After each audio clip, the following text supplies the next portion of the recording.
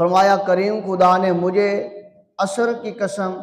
ان الانسان لفی خسر، بے شک انسان گھاٹے میں ہے، الا الذین آمنوا، مگر وہ جو ایمان لائے، وعملوا الصالحات، اور جنہوں نے نیک عمل کیے،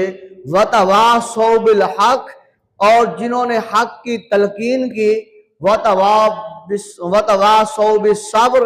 اور جنہوں نے صبر کیا۔ فرمایا یہ کامیاب ہیں، ایمان لانے والے کامیاب ہیں، نیک عمل کرنے والے کامیاب ہیں، حق کی تلقین کرنے والے کامیاب ہیں، صبر کرنے والے کامیاب ہیں۔ فرمایا یہ کامیاب ہیں جنہوں نے صبر بھی کیا، جنہوں نے حق کی تلقین بھی کی، جنہوں نے حق کی تلقین بھی کی، اور جنہوں نے لجپال نبی صلی اللہ علیہ وسلم کی دعوت پر ایمان بھی قبول کیا اور پھر نیک صالح عمل کرتے رہے۔ فرمایا یہی کامیاب ہیں، یہی سرخرو ہونے والے ہیں، یہی اللہ کی پاک بارگاہ میں کامیاب لوگوں ہیں کہ دنیا میں بھی انہیں اللہ تبارک و تعالی نے کامیابی سے نوازا، قبر میں بھی کامیابی سے نوازے گا، اور حشر کے دن میدان محشر میں بھی کریم خدا انہیں سرخرو فرما دے گا۔ اب اس کی تفسیر بیان کرتے ہوئے حضرت ابی بن کعب رضی اللہ تعالی عنہ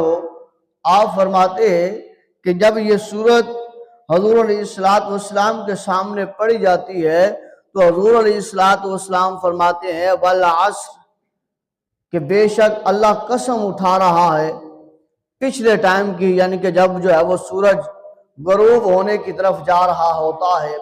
عصر کے ٹائم کی، فرمایا اللہ قسم اٹھاتا ہے، مجھے اس زمانے کی، اس وقت کی، اس کے ٹائم کی قسم ہے۔ فرمایا ان الانسان لفی خسر۔ حضرت ابی بن کعب رضی اللہ تعالیٰ عنہ فرماتے ہیں اس میں فرمایا ان الانسان لفی خسر، بے شک انسان گھاٹے میں ہے، خسارے میں ہے۔ حضور علیہ السلام فرماتے ہیں اس سے مراد ابو جہل ہے،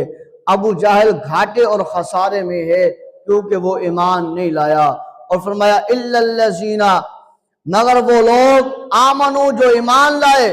فرمایا اس سے مراد میرے یار غار، یار میزار ابو بکر صدیق کی ذات ہے۔